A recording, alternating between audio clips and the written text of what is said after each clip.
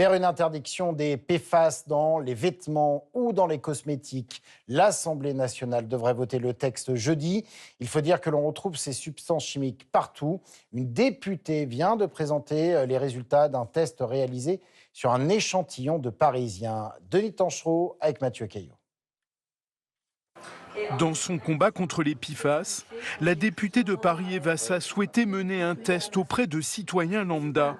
Une mèche de cheveux a été prélevée sur 12 volontaires et analysée en laboratoire pour détecter ces polluants éternels dont certains sont cancérigènes. Christine et Denis se sont portés volontaires.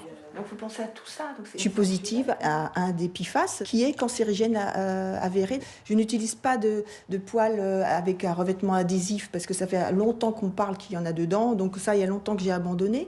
Mais est-ce que ça viendrait des aliments Je ne sais pas. Denis, positif lui aussi, s'interroge sur son alimentation.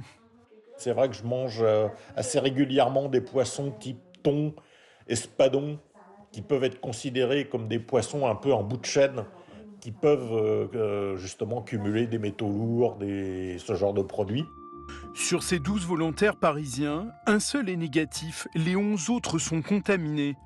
Un test qui n'a pas de valeur scientifique, mais qui interpelle avant le vote d'une loi d'interdiction des PFAS.